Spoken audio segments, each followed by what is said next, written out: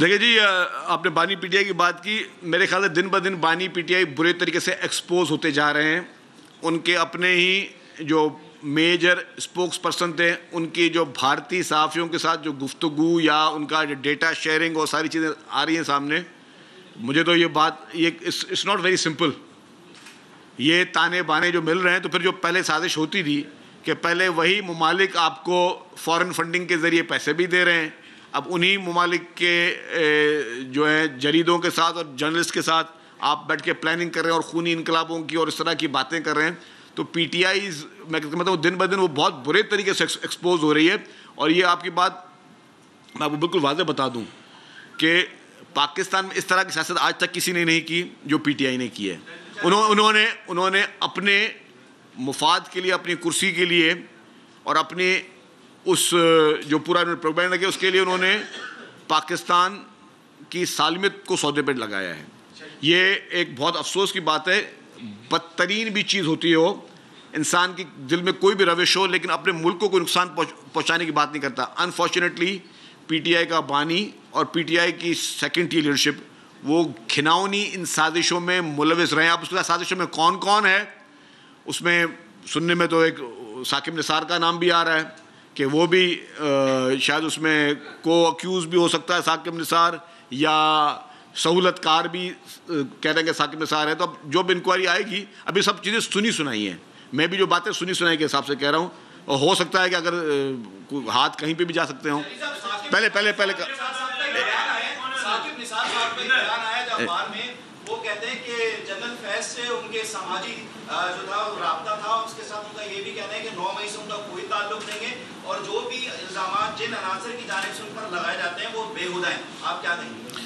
میرے خیال سے ثاقب نثار کو چاہیے کہ پاکستان آئے, جس طرح ہم بیٹھے نا اسی طرح ایک میڈیا کی پریس کانفرنس کرے. اور اس سے بہت طاقتور تھے, آپ نے ڈیم بھی بنا دیے, ڈیم کے لیے پیسے بھی جمع کر دیے, آپ نے اپنے جو ہے وہ دامادوں کے چکر میں, ان کے کاروبار کے چکر میں فارماسیوٹیکل کمپنیاں بند کروا دیں, آپ نے جو ہے پنجاب کی ایک اچھی ایک ہاسپٹل جو بننے جا رہی تھی اس کو بھی کام آپ نے روک دیا, اور آپ نے جو ہے اس کے علاوہ آپ نے عمران خان کو جتوانے کے لیے ہر ممکن کوشش کی. آپ نے اپنے مخالفین جو پی ٹی آئی کے مخالفین کو چن چن کے ڈسکوالیفائی کیا. پھر آپ نے ڈیم فنڈ کے ناموں پہ بہت زیادہ چندے جمع کیے, بہت انٹرنیشنل دورے بھی کیے. پھر آپ نے عمران خان کو صادق اور امین کا بھی لقب دے دیا, وہ کتنا صادق اور امین تھا پورے پاکستان کو پتہ ہے. پھر آپ نے لوگوں کے گھر جو ہے مسمار کروائے اور اس کے گھر کو ریگولائز بھی کرا دیا.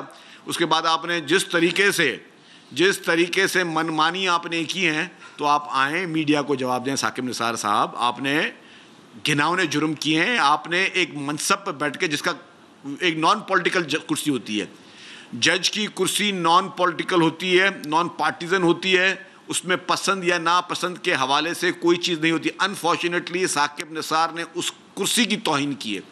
ثاقب نثار جیسے لوگوں نے اس کرسی کی توہین کی ہے, اس منصب کی توہین کی ہے, اس ادارے کی توہین کرانے کی کوشش کی. وہ ادارہ بہت مہذب ہے ہماری نظر میں, پیپلز پارٹی کی نظر میں سب سے زیادہ ہم کہتے ہیں کہ آئین مہذب ہے, اور آئین جو کہ پارلیمنٹ نے بنایا, اس کے بعد پھر ہم عدلیہ کو مہذب سمجھتے ہیں.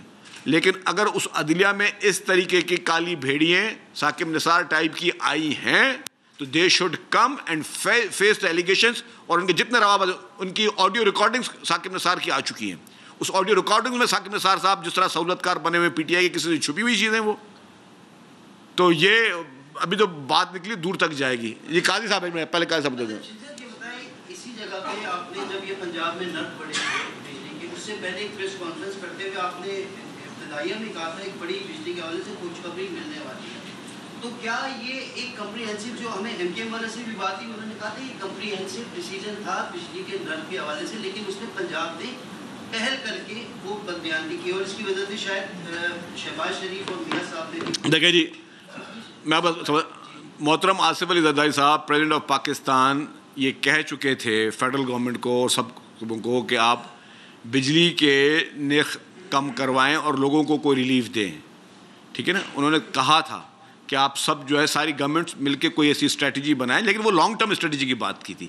یہ نہیں کہا تھا کہ 2 مہینے کے لیے آپ ایک صوبہ کر لیں اور بغیر کسی سے مشاورت میں وہ 2 مہینے کے لیے ریلیف کر دیں, اور باقی صوبوں کو بولے کہ لوگ اب تانے دے رہے ہیں جو آپ نے کیوں نہیں کیا. بھائی انہوں نے صرف 2 مہینے کے لیے کیا ہے. آپ چاہتے ہیں کہ ہم جو ہے لانگ ٹرم پلاننگ کریں جس میں ہم ہماری پوری انویسٹمنٹ اس وقت تھر کے کوئلے پہ جا رہی ہے. ہم تو چاہ رہے ہیں کہ پورے پاکستان کے بچے کو عمر بھر کے لیے بجلی کا نرخ کم ملے. آپ صرف 2 مہینے کے لیے اسپینڈ کر کے مطلب کیا آپ ثابت کرنا چاہ رہے ہیں؟ تو یہ ایک وہ چیز تھی. پیپلز پارٹی چاہتی ہے ریلیف ملے عوام کو. پیپلز پارٹی عوام کے ریلیف کے خلاف نہیں ہے. ہم اس پوائنٹ اسکورنگ میں بھی نہیں جانا چاہتے, لیکن وہ پہلے وہ ریلیف دینے کے بعد جو بھی ان کا ریلیف ہے وہ کتنا ٹیکنیکل ٹھیک ہے نہیں ٹھیک ہے اور اس کی کیا ریپرکشنز ہوں گے وہ زیادہ بہتر جانتے ہوں گے. لیکن پھر آپ دوسرے صوبوں کو بیٹھ کے آپ مثالیں دے رہے ہوں کہ جی باقی دوسرے صوبے بھی یہ کریں اور وہ کریں, تو وہ چیز غلط ہے. سنجے کے بعد آپ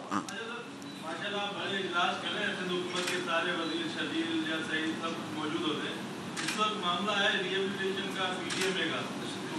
2 دن پہلے بھی اجلاس ہوا تھا, وہاں سلمان شاہ بریفنگ دے رہے تھے. آج بھی سی ایم صاحب دورے پر ہیں, تو وزیر بحالی یا چھٹی پر ہیں یا وہ کام نہیں کرنا چاہ رہے؟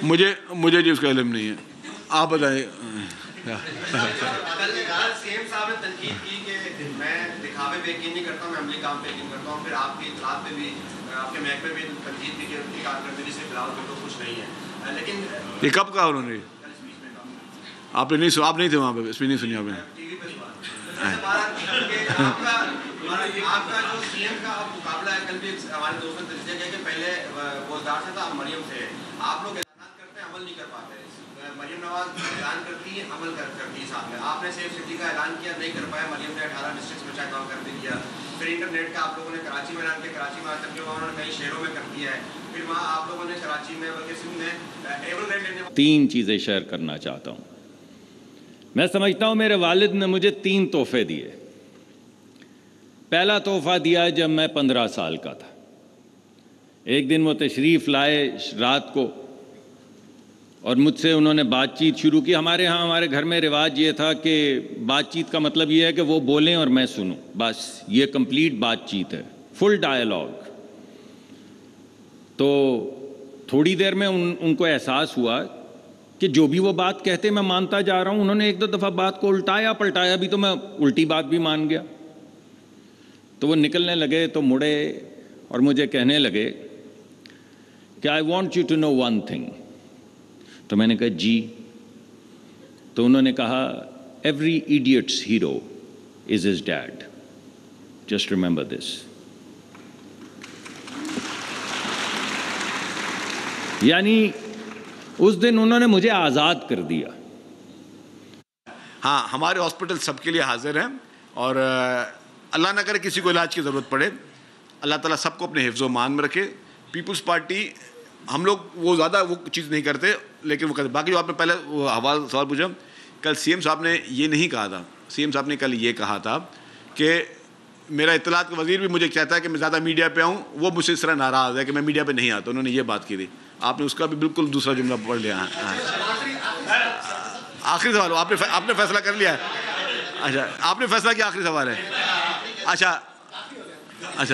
اچھا بولیں.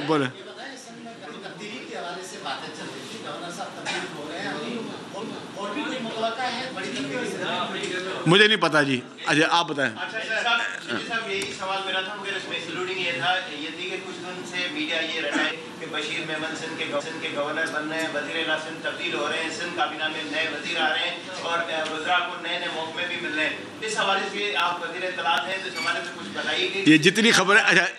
اچھا میں بتاؤں, یہ جتنی بھی ہو رہی ہے کہ وزیر اعلیٰ بہت اچھا کام کر رہے ہیں, پاکستان کے پڑھے لکھے ترین وزیر اعلیٰ ہیں, اسٹینفرڈ کے گریجویٹ ہیں, اور ماشاءاللہ سے آپ جو پروجیکٹس دیکھ رہے ہیں ان میں ان کی محنت شامل ہے. تو وزیر اعلیٰ صاحب بہت اچھے طریقے سے اپنا کام سر انجام دے رہے ہیں. کیبنٹ کی تبدیلی جب کرنی ہوگی وزیر اعلیٰ نے لیڈرشپ کے مشورے سے وہ کریں گے. اور اس کے علاوہ جتنی بھی باقی چہمے گوئیاں جو چل رہی ہوتی ہیں نا, وہ کچھ لوگ خود ہی بنا رہے ہوتے ہیں. میں بھی دیکھ رہا ہوں آپ کے ہمارے کچھ صحافی دوست ہیں, کبھی وہ اپنی مرضی کی کیبنٹ بنا رہا ہوتا ہے, دوسرا صحافی دوسری مرضی کی کیبنٹ بنا رہا ہوتا ہے. تو بس وہ جس نے کیبنٹ بنانی ہے وہ چیف منسٹر نے بنانی ہے. تو جب ان کی وہ سمجھیں گے کہ کون بہتر کام کر رہا ہے, کہیں بہتری کے ذریعے چینجز کی ضرورت ہے, وہ چینج کریں گے. جمال صاحب एक्साइज का जो बख्शियात का पोर्शन है, Yes. बहुत बड़ा काम कर रहे हैं, नजर आ रहा है वो काम। खासतौर पे आपने स्कूलों के बच्चों के टेस्ट की बात की थी, वो कहाँ प्रोसेस हुआ, वो बात ऐलान था या उस पर कोई? जमाल साहब, मैं आपको बहुत शुक्रगुजार हूँ। कल मेरी एक और मीटिंग भी हुई थी जिसकी मैं शायद बात नहीं कर सका, वो नारकोटिक्स